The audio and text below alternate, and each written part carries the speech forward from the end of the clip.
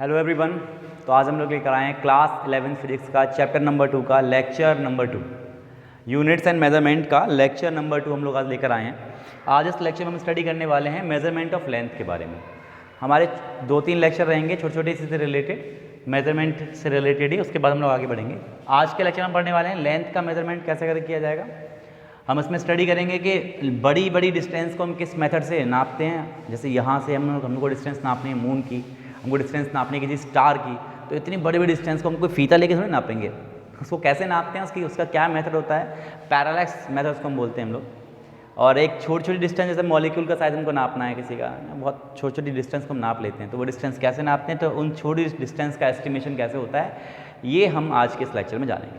ठीक है, तो स्टार्ट करते हैं आज का हमारा टॉपिक मेजरमेंट ऑफ लेंथ। हमारा फर्स्ट टॉपिक रहेगा मेजरमेंट ऑफ लेंथ। लेंथ का मेजरमेंट, तो देखो बेसिकली हम लोग इसमें क्या स्टडी करने वाले हैं, हम स्टडी करेंगे मेनली तो हमारे मेन जो टॉपिक हमारे तो ये है दोनों। बाकी कुछ बातें हम और जान लेते हैं कि लेंथ को मेज़र जो हम करते हैं उसका स्टैंडर्ड यूनिट क्या होता है। लेंथ को मेज़र करने का स्टैंडर्ड यूनिट होता है मीटर। ठीक है, लेकिन कभी कभी हम लोग कुछ और छोटे छोटे एब्रीविएशन का इस्तेमाल कर लेते हैं, कुछ छोटी छोटी टर्म्स का इस्तेमाल करते हैं। जैसे हम लोग सेंटीमीटर का इस्तेमाल करते हैं। सेंटीमीटर मतलब होता है कि 1 मीटर का 100 पार्ट। ये सारी बेसिक बातें आपको पता होंगी ना, कि 1 सेंटीमीटर इक्वल टू कितना मीटर, 1 मिलीमीटर इक्वल टू कितना मीटर। कुछ और बातों के बारे में बात कर लेते हैं आज, कि 1 माइक्रोमीटर इक्वल टू कितना होता है। इसको माइक्रो बोलते हैं, म्यू सिंबल है, इसको माइक्रो कहा जाता है। तो 1 माइक्रोमीटर इक्वल टू होता है 10⁻⁻6 मीटर। 1 माइक्रोमीटर इसका एक स्पेशल नाम है। डिस्टेंस के केस में जब भी हम बात करते हैं तो माइक्रोमीटर की जगह एक वर्ड हम इस्तेमाल कर लेते हैं, माइक्रोन। ये नाम आप याद रखें। कभी भी अगर माइक्रो वर्ड दिखाए तो micro is just abbreviation, just a prefix. इसका मतलब 10⁻⁻6 होता है। अब माइक्रोमीटर हो, माइक्रो लीटर हो, वो कुछ भी हो सकता है। लेकिन जब भी कभी आप माइक्रोमीटर को कंबाइंडली लिखते हैं तो इस माइक्रोमीटर को कंबाइंडली एक नाम दिया गया है, हम बोलते हैं माइक्रोन। माइक्रोन डिस्टेंस के लिए ही इस्तेमाल किया जाता है, लेंथ के लिए ही इस्तेमाल किया जाता है। तो 1 माइक्रोन इक्वल टू हो गया 10⁻⁻6 मीटर। आप माइक्रोमीटर कहें या माइक्रोन कहें तो बोथ आर सिमिलर थे। ठीक है, ऐसी और छोटी डिस्टेंस की हम बात करें, नैनोमीटर, तो नैनो का मतलब होता है 10⁻⁻9। इस तरह की बहुत सारी क्वांटिटी हमारी हो सकती हैं। ठीक है, एक जो टर्म हम जनरली डिस्टेंस के लिए ही इस्तेमाल करते हैं, जो कोई नैनो वर्ड है, माइक्रो वर्ड है, सभी क्वांटिटी के लिए यूज़ किए जा सकते हैं, सबके लिए किए जा सकते हैं। स्पेशली डिस्टेंस के लिए जो इस्तेमाल होते हैं हम वो इसमें स्टडी करेंगे। नैनो के बाद पिको आता है ना, फिर आगे फेमटो आता है, बहुत सारे होते हैं। जैसे हम बात करें 1 एंगस्ट्रम की, 1 एंगस्ट्रम। 1 एंगस्ट्रम क्या होता है, ये होता है 10⁻⁻10 मीटर। जस्ट वैल्यू आपको थोड़ा बहुत दिमाग में रखनी है। मेथड जो हमारा मेन स्टार्ट होगा वहाँ से हम बात करेंगे और आगे। और 1 एंगस्ट्रम छोटी डिस्टेंस का यूनिट है, 1 एंगस्ट्रम है ना। ऐसे ही हम आगे बात करें थोड़ा और 1 फर्मी। एंगस्ट्रम है ये, एंगस्ट्रम ये है 1 फर्मी, से स्मॉल एफ से रिप्रेजेंट करते हैं हम लोग। 1 फर्मी, 1 फर्मी इक्वल टू होता है 10⁻⁻15 मीटर। इसे फर्मी को हम लोग फेमटोमीटर भी कहते हैं। फेमटोमीटर शॉर्ट में उसको डिस्टेंस के लिए फर्मी कहते हैं। Femto is just a prefix जो किसी के लिए भी लगाया जा सकता है। जैसे सेंटी, मिली है ना, किलो, ये जो वर्ड हम लगाते हैं किसी के लिए लगा देते हैं। किलोमीटर, किलो लीटर, किलोग्राम, तो किलो वर्ड जैसे किसी के लिए भी लग सकता है, वैसे फेमटो वर्ड भी किसी के लिए भी लग सकता है।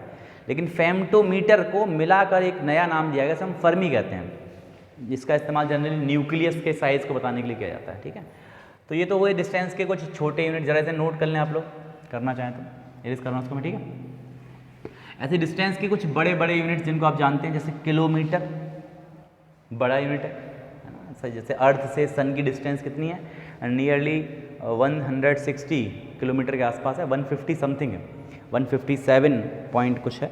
तो आप अप्रॉक्सीमेटली बोल सकते हैं कि 160 के आसपास, 160 किलोमीटर के लगभग हमारी डिस्टेंस रहती है सन से, बदलती रहती है अलग अलग टाइम पर।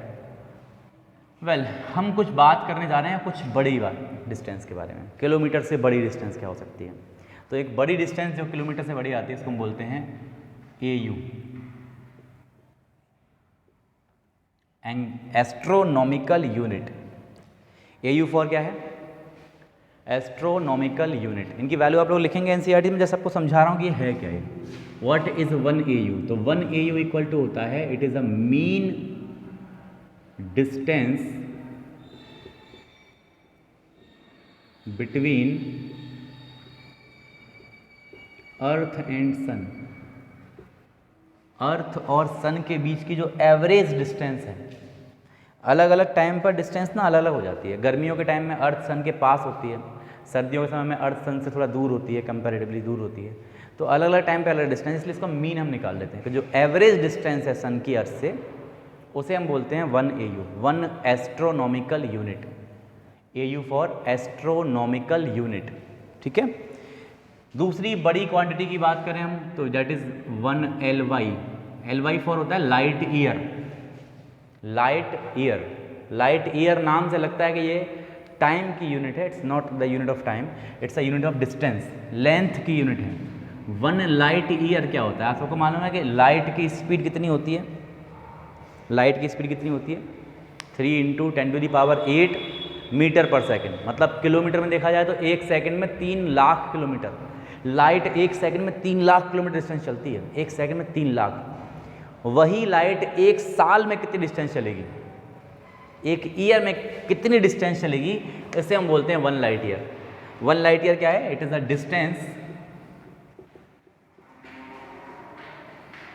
Distance covered by light in 1 year. 1 साल में कोई लाइट कितनी डिस्टेंस ट्रेवल कर रही है? 1 साल में कोई लाइट कितनी डिस्टेंस, इतनी बड़ी डिस्टेंस होती भी है, होती है वही। जब आपको रात में स्टार्स नज़र आते हैं ना, स्टार्स, सितारे नजर आते हैं, ये बहुत बड़ी डिस्टेंस पर होते हैं, कई लाइट ईयर्स डिस्टेंस पर होते हैं स्टार्स हमसे।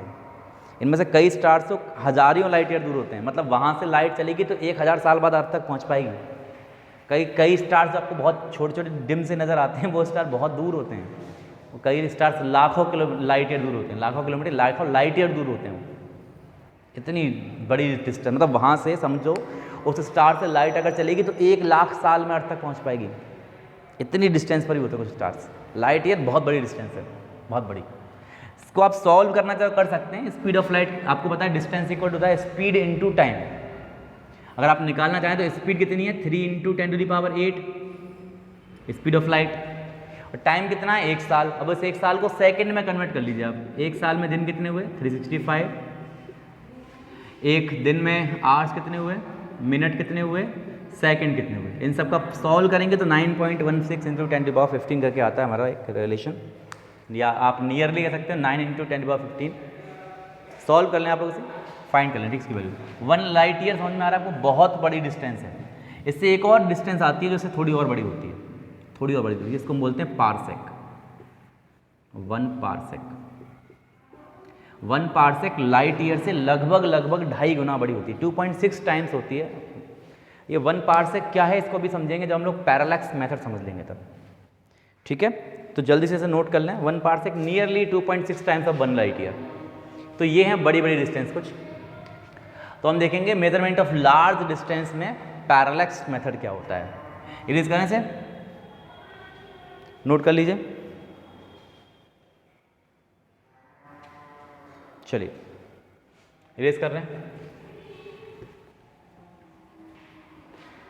पैरालैक्स मेथड के लार्ज डिस्टेंस को कैसे नापा जाता है। Now we are discussing parallax method.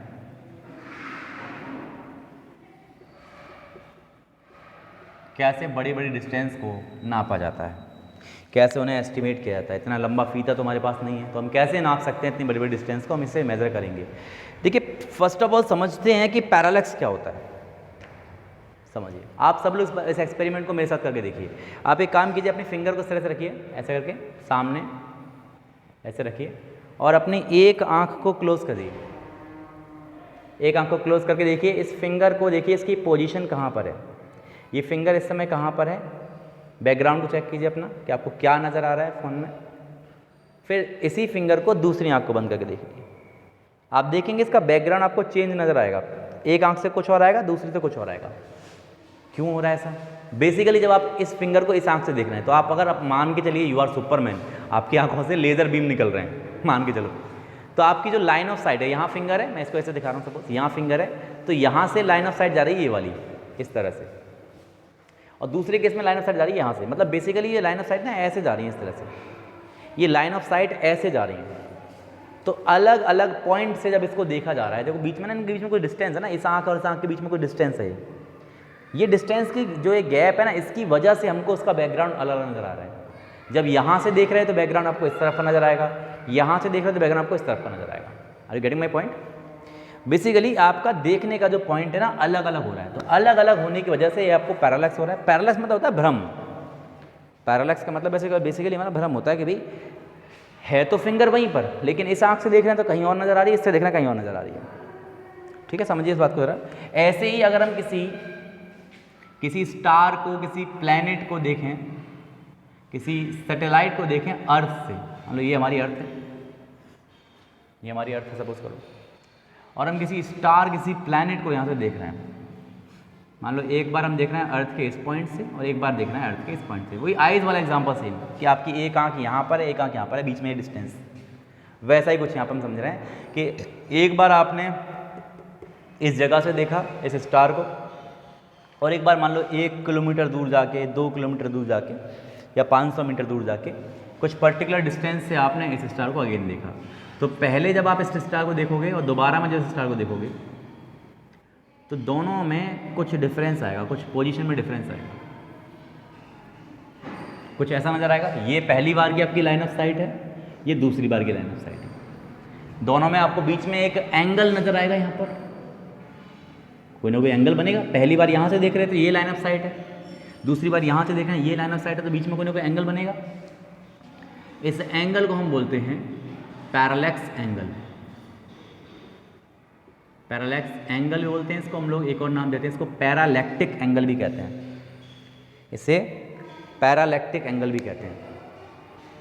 Parallax angle भी बोलते हैं इसे हम लोग, पैरालैक्टिक एंगल भी बोलते हैं, दोनों बोलते हैं। ठीक है, इससे क्या फ़ायदा होगा नोट करो, पहले बताते हैं फिर धीमे धीमे। पैरालैक्स एंगल से क्या फ़ायदा होगा,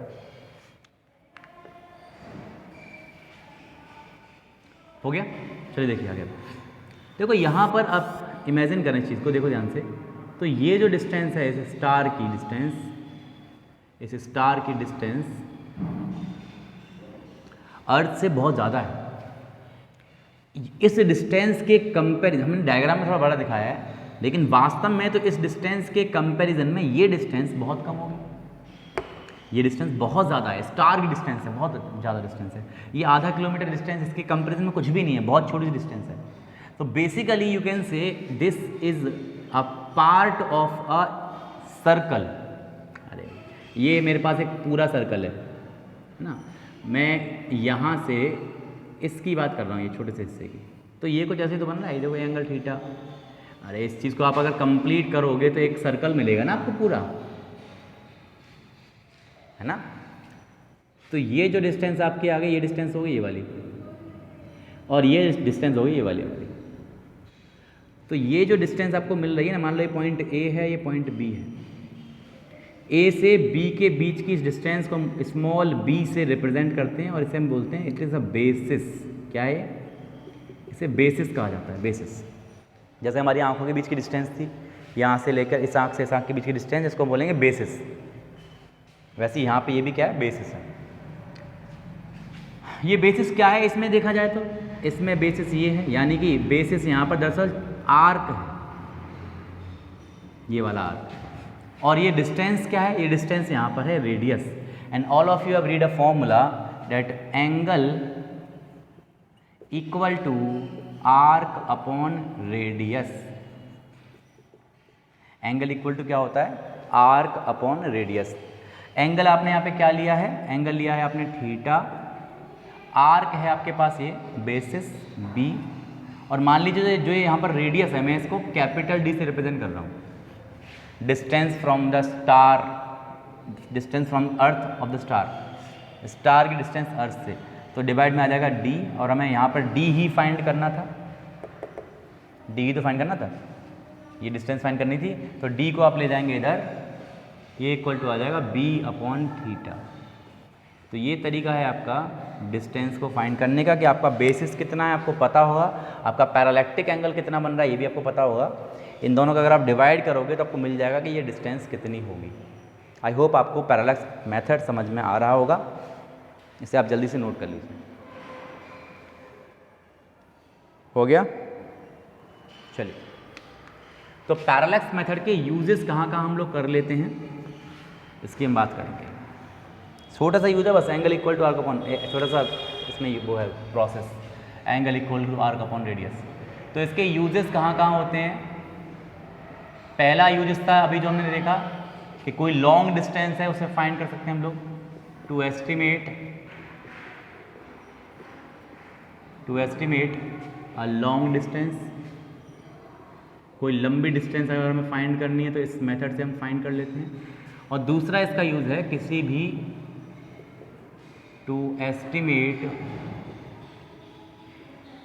द डायमीटर, किसी भी चीज़ का डायमीटर निकालना है आपको, छोटी चीज़ का नहीं बड़ी चीज़ का, मून का डायमीटर निकालना है, सन का डायमीटर निकालना है, किसी स्टार का डायमीटर निकालना है, तो वो डायमीटर कैसे निकालेंगे? तो अभी जो लॉन्ग डिस्टेंस वाला मेथड है वो तो आपने अभी भी देखा ही है, अगर आपको दोबारा देखना दोबारा देख लीजिए। उसके बाद हम बात करेंगे एस्टिमेशन ऑफ डायमीटर की, कि हमें किसी भी चीज़ का डायमीटर अगर नापना है तो कैसे नापेंगे। लेट्स सपोज हम अर्थ से सन का डायमीटर निकालना है, ये मान लो ये सन है और यहाँ हम अर्थ पर खड़े हैं, ये अर्थ, डिस्टेंस थोड़ी कम दिखाई है लेकिन कंपैरेटिवली ज़्यादा डिस्टेंस होगी। हम अर्थ से सन का डायमीटर निकालना चाहते हैं, तो हम क्या करेंगे, अर्थ पर किसी एक पॉइंट से सन के इस वाले हिस्से को देखेंगे, सन के एक तरफ वाले हिस्से को देखेंगे। वैसे ही इसी पॉइंट से, इस बार पॉइंट चेंज नहीं करेंगे, इसी पॉइंट से सन के दूसरी तरफ वाले हिस्से को देखेंगे, कॉर्नर्स को देखेंगे। आप समझ पा रहे हैं? यहाँ से पहले सन के इस वाले कॉर्नर को देखा, फिर सन के इस वाले कॉर्नर को देखा, एज को देखा, किनारी कहाँ पे, एंड कहाँ पे हो रहा है सन का, ठीक है। इस बार ये जो एंगल बन रहा है ये है आपका पैरालैक्स एंगल, और बेसिस बन रहा है इस बार आपका ये डायमीटर। समझ में आ रहा है सबको? देखो इस बार, पिछले केस में बेसिस अर्थ पर था और वो पॉइंट जहाँ जिसको हम देख रहे थे वो स्टार या प्लैनेट था डिस्टेंस फाइंड करने के लिए। इस बार हमने थोड़ा सा जब वो फाइंड करना है, हमको डायमीटर फाइंड करना है कि डायमीटर कितना होगा, तो ऐसे में हमने इस तरीके से देखा कि इसी पॉइंट से इसके इस पार्ट को देखो, इस वाले पार्ट को देखो, तो यहाँ कुछ ना कुछ आपको एंगल मिलेगा, कुछ ना कुछ एंगल मिलेगा। इस एंगल को हम बोल रहे हैं पैरेलैक्स एंगल। और यहाँ पर जो ये डायमीटर मिल रहा है इस बार, मान लो ये डायमीटर स्मॉल डी है, यहाँ से यहाँ तक की जो डिस्टेंस है मान लीजिए वो कैपिटल डी है, तो इस बार जो डायमीटर मिल रहा है वो बेसिस है। फिर से लगा दीजिए angle equal to arc upon radius, तो इस समय इसकी आर्क ये हो गई बेसिस और रेडियस हो गई ये एंगल हो गया थीटा। अगेन इसमें लगा देंगे हम लोग angle equal to arc upon radius, मतलब एंगल बन रहा है हमारा थीटा, आर्क यानी ये बेसिस इस बार हमारे पास है डी, और रेडियस हमारे पास है कैपिटल डी, यानी कि distance from earth to the sun हो या जो भी प्लेनेट हो, उसको आपको अगर उसका डायमीटर निकालना है तो आप ऐसे फाइंड कर सकते हैं, डायमीटर ऐसे निकाल सकते हैं। हमें फाइंड करना है स्मॉल डी, तो कैपिटल डी चला जाएगा मल्टीप्लाई में, तो स्मॉल डी इक्वल टू हो जाएगा कैपिटल डी इंटू थीटा। ये पैरालैक्स मेथड से हमने किसी भी सेलेस्टियल बॉडी का डायमीटर निकालना सीखा, ठीक है, हो गया। इस पर बेस्ड एक दो सवाल हम लोग करेंगे द नेक्स्ट वीडियो, बट फिलहाल अभी इन टॉपिक को हम कवर कर लेते हैं। आपका कोई न्यूमेरिकल पार्ट अगर आपको है तो आप बता दीजिए, मैं इससे सॉल्व करके आपको दे दूंगा, या उस पर कोई शॉर्ट वीडियो बना लेंगे। हटाएं से, चलिए।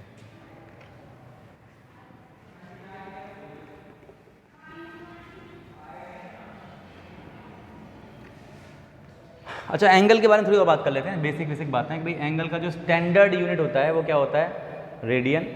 हम लोग एंगल को नापते हैं डिग्री में, तो एक बात ध्यान रखें कि 2 पाई रेडियन इक्वल टू होता है 360 degree. 2 pi radian equal to 360 degree होता है। 2 पाई होता है complete angle in the radian और 360 होता है complete angle in degree.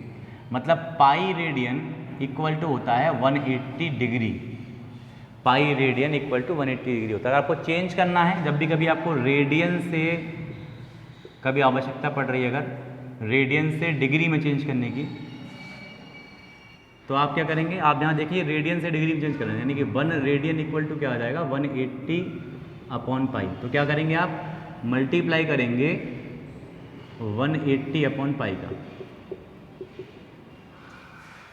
Radian से डिग्री में चेंज करना है तो, लेकिन अगर डिग्री से रेडियन करना है यानी 1 डिग्री इक्वल टू चाहिए तो आप 180 चला जाएगा यहाँ पे डिवाइड में, हो जाएगा पाई अपॉन 180। अगर आपको कभी डिग्री से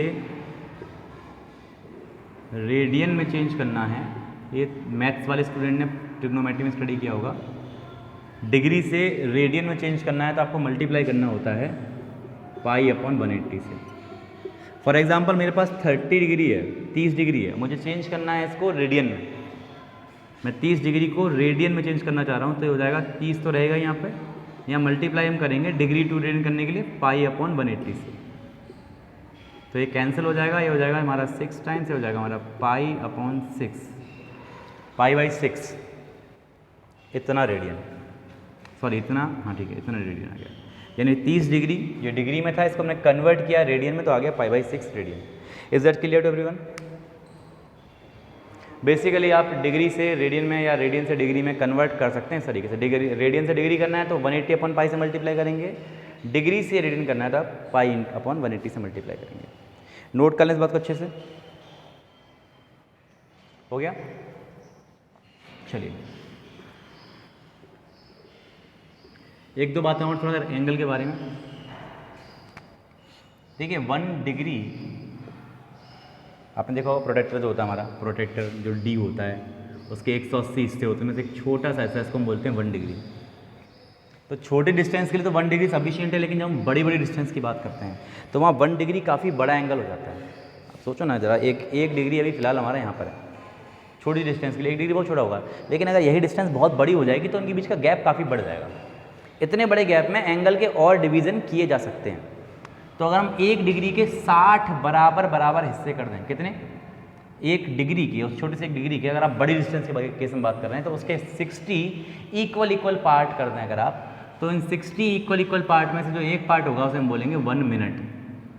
तो 1 डिग्री में 60 मिनट होते हैं। ऐसे मिनट के लिए ना हम ऊपर सिंबल लगा देते हैं ऐसे डैश टाइप का, ये क्या लगा, ये मिनट है, आप ब्रैकेट में डाल देना, ये मिनट है, लिख दो यहाँ 60 मिनट। 1 डिग्री में 60 मिनट होते हैं। 1 डिग्री के आपने इक्वल 60 पार्ट किए तो 1 पार्ट को हम बोलेंगे 1 मिनट। ओके, चलिए आगे बात करते हैं हम लोग। अभी इस 1 मिनट के अगर आपने और 60 पार्ट कर लिए तो उसको बोलेंगे 60, उस एक पार्ट को बोलेंगे सेकंड। मतलब 1 मिनट में 60 सेकंड्स होते हैं। Second is also the unit of angle, वैसे तो टाइम का यूनिट है सेकंड, वैसे इसको बोलते हैं 1 second of arc, 1 minute of arc, completely इसको मिनट ऑफ आर्क, इसको सेकंड ऑफ आर्क कहते हैं। 1 सेकंड का मतलब हो गया आप, अच्छा आप पूरा अगर कंपैरिजन करना चाहें तो 1 डिग्री में 60 × 60 यानी कि 3600 इतने सेकंड ऑफ आर्क होंगे। एंगल का कन्वर्जन इस तरह से आप करेंगे, ठीक है। ये ट्रिग्नोमेट्री में आपने डिटेल में स्टडी किया होगा, इस पर बेस जब हम न्यूमेरिकल करेंगे तब वहाँ पर इसका इस्तेमाल अच्छे से होगा, ठीक है। तो यहाँ पर हमारा कंप्लीट होता है measurement of large distance. Parsec हमने जो कहा था उसके बारे में थोड़ी बात कर लेंगे हम लोग कि व्हाट इज 1 पारसेक। 1 पारसेक क्या है, नोट करें, देखो समझो बात पहले। 1 पारसेक क्या है? 1 पारसेक वो डिस्टेंस होती है, मान लो हमारे पास एक सैटेलाइट है, यहाँ पर कोई सैटेलाइट नहीं, कोई प्लैनेट है, कोई स्टार, नॉट अ प्लैनेट, कोई स्टार है, बहुत लंबी डिस्टेंस पर है, बहुत लंबी डिस्टेंस पर स्टार है, और इस स्टार को हम देख रहे हैं 2 पॉइंट से। कौन से पॉइंट से? एक देख रहे हैं हम इसको सन से और एक देख रहे हैं अर्थ से। इमेजिन करो आप एक स्टार को आप सन से और अर्थ से देख रहे हो, तो जो बेसिस है आपका वो काफ़ी बड़ा बेसिस है। बेसिस है आपका 1 AU, यहाँ पर जो बेसिस की वैल्यू है 1 AU है, 1 एस्ट्रोनॉमिकल यूनिट। इतना बड़ा बेसिस है, और इतने बड़े बेसिस से देखने पर भी अगर इस स्टार का एंगल जो पैरेलक्स एंगल है, अगर वो आपको 1 सेकेंड ऑफ आर्क मिले, 1 सेकेंड ऑफ आर्क बहुत छोटा एंगल हो गया। जितना छोटा एंगल ये डिस्टेंस उतनी ज़्यादा। आप खुद इमेजिन करो, ये डिस्टेंस ऐसे करके इस तरह से एंगल बन रहा है। अभी मैं डिस्टेंस को बढ़ा दूँ तो एंगल और छोटा बनेगा, डिस्टेंस और बढ़ा दूँ एंगल और छोटा बनेगा।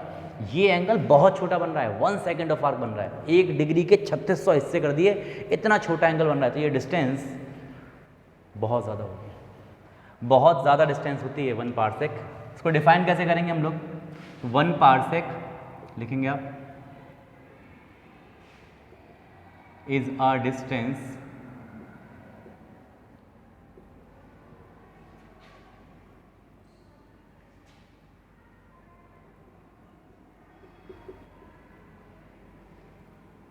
for which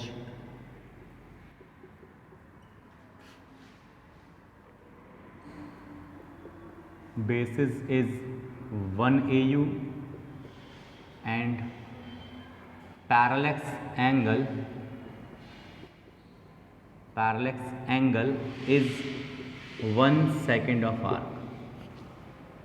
बहुत लंबी डिस्टेंस होती है, नियरली 2.6 टाइम्स होती है हमारी लाइट ईयर की। नोट कर लीजिए।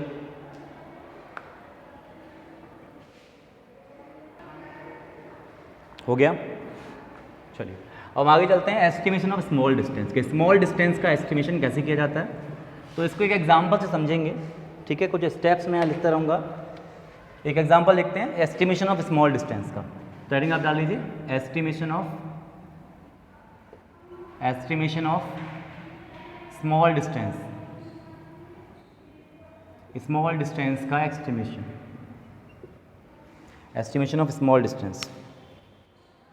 ठीक है, इसमें क्या करना है आपको? देखिए, एक बीकर लीजिए, इस बीकर में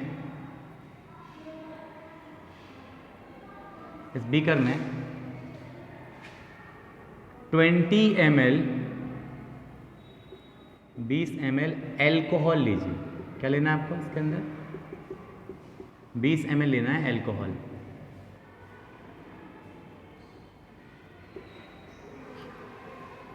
ml एल्कोहल लेना है।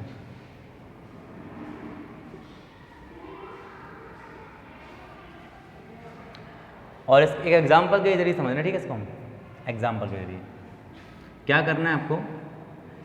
एक लेना है कहीं पर oleic acid, 1 ml oleic acid लेना है।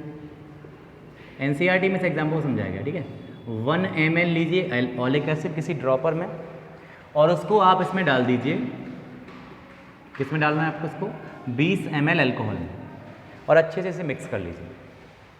तो अभी इसके अंदर कितना ऑलिक एसिड है? हम कह सकते हैं इसमें इस समय ऑलिक एसिड इसके अंदर है 1/20 पार्ट, 1/20 ml बचा ना केवल।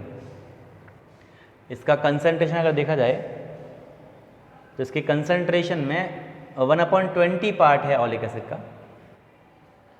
ठीक है, चलिए आगे बढ़ते हैं। अब आपने क्या किया, इस मिक्सचर के अंदर से, समझ रहे हैं आप लोग? तो करना क्या है, सिंपल अल्कोहल लिया आपने, इसके अंदर ऑलिक एसिड मिलाया, ढंग से मिला दिया। फिर आप क्या करेंगे, एक ड्रॉपर लेंगे और ड्रॉपर से 1 ml इस मिक्सचर को लेंगे। ये जो मिक्सचर आपने किया इसका 1 ml लेंगे और इसे फिर से 20 ml एल्कोहल फिर से आपने लिया है फ्रेश, अलग एकदम। यहाँ अगेन 20 ml एल्कोहल आपके पास है, और इसका 1 ml निकाल के इसमें डालेंगे आप। अगेन 1 ml निकालेंगे इस सॉल्यूशन का और इसमें डालेंगे और फिर से मिला देंगे अच्छे से। हमेशा कर क्यों नहीं समझ में आपको आ जाएगा। अब इसके अंदर ऑलिक एसिड कितना आएगा? पहले 1/20 पहले से था, अब आपने फिर से 1 ml को मिलाया है 20 ml में, तो अभी 1/20 और रह गया। यानी कुल मिलाकर अभी इसके अंदर 1/400 इतना ऑलिक एसिड है। 400 में से एक हिस्सा है केवल ऑलिक एसिड का, इतना आपने डाइल्यूट कर लिया। डाइल्यूट क्यों किया हमने इसको? इसका कारण ये है सिंपली कि हम इसकी एक मोनोमोलिकुलर लेयर बनाना चाहते हैं। हम छोटी डिस्टेंस में काउंट करना चाह रहे हैं कि ऑलिक एसिड का डायमीटर कैसे नापा जा रहा है, ऑलिक एसिड का जो मॉलिक्यूल है उसका साइज़ कैसे नापा जाए। तो हमने इस मेथड से ना ऑलिक एसिड की एक मोनोमॉलिक्यूलर लेयर बना ली है। इसका क्या मतलब है? इसका मतलब यह है कि इसके मॉलिक्यूल इस तरह से हैं, इसके अंदर एक के ऊपर एक नहीं है, इस इतनी पतली लेयर आपने इसकी बना ली, इतना डाइल्यूट इसको कर लिया है कि इसकी मोनोमॉलिक्यूलर लेयर बन जाए। अगर आप इस लेयर की थिकनेस नाप लें किसी तरीके से तो definitely you can tell the size of the molecule. समझ में बता रही है? अगर आप इसकी थिकनेस को नाप सकते हैं किसी तरीके से तो आप इसके मॉलिक्यूल के साइज़ को बता सकते हैं। तो फटाफट से आप इसमें नोट करेंगे जल्दी जल्दी से। नंबर 1 स्टेप लिखेंगे, take 1 ml of oleic acid, 1 ml oleic acid लिया। नंबर 2 स्टेप, इसे पॉर किया या ऐसे और इसे मिक्स किया, mix it in 20 ml alcohol, 20 ml alcohol में आपने इसे मिक्स किया।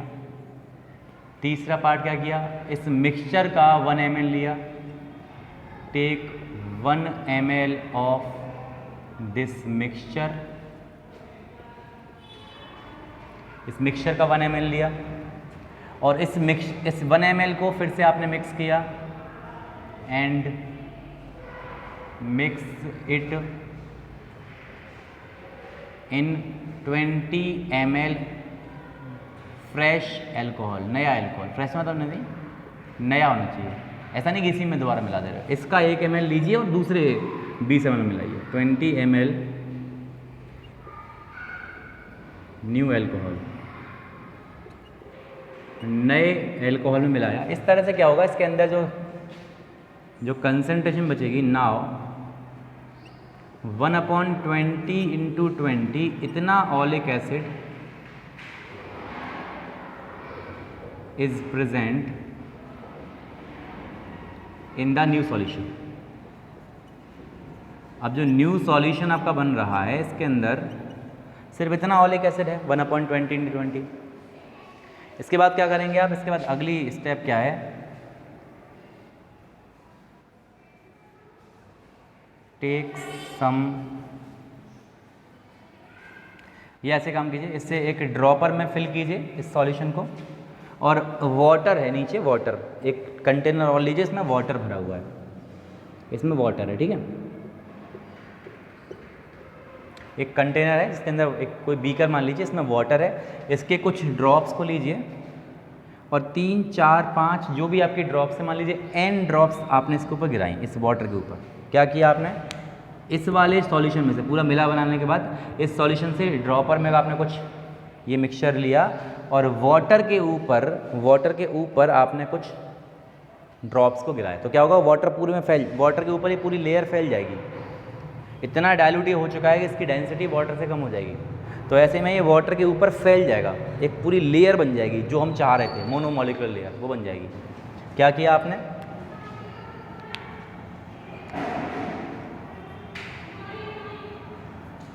पॉर की few drops of this solution on water के ऊपर आपने इसके कुछ ड्रॉप्स को, मान लीजिए n ड्रॉप्स को आपने इसके ऊपर गिराया, ठीक है। अब इसके बाद आगे कहानी में इसको जरा नोट कर लीजिए, फिर आगे कहानी हम लोग करते हैं। हो गया नोट। मान लीजिए जो n ड्रॉप्स हैं,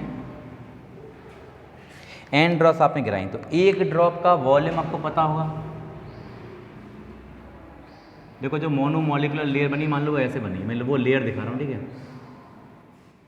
ऐसे करके वो इसमें इसके अंदर मॉलिक्यूल्स हैं इसके, समझा रहा हूँ सर, ऐसे करके ये वाटर है आसपास इसमें, ऐसे करके।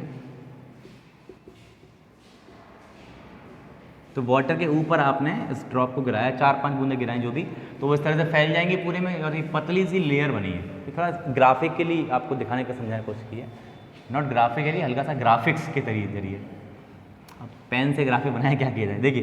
तो यहाँ पर क्या होगा, मान लीजिए इसका जो एरिया है आपको वो आप निकाल सकते हैं इजीली, भाई शेप जो भी बन रही है ऊपर आप इसका एरिया फाइंड कर लेंगे। मान लीजिए एरिया ए है और इसकी थिकनेस है T, देन कैन आई से इसका जो वॉल्यूम आएगा, टोटल वॉल्यूम आएगा वो A इंटू टी आएगा। हाँ जी, इसका जो टोटल वॉल्यूम आएगा वो A इंटू टी आएगा। चलिए पहले ज़रा टोटल वॉल्यूम निकाल लेते हैं इसका। हम क्या कह रहे हैं, इसका जो टोटल वॉल्यूम आएगा वो इक्वल टू आएगा A इंटू टी। अच्छा, can you find the total volume?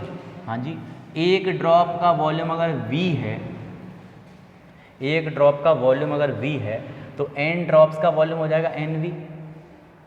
अच्छा, उन n ड्रॉप्स में कितना ओलिक एसिड है, आप शुरुआत से लेके चलना है भैया। ये तो NV वॉल्यूम पूरे सॉल्यूशन का है, पूरे सॉल्यूशन का है, but we are want to find only the thickness of oleic acid. तो ओलिक एसिड की थिकनेस कितनी है, 1/20।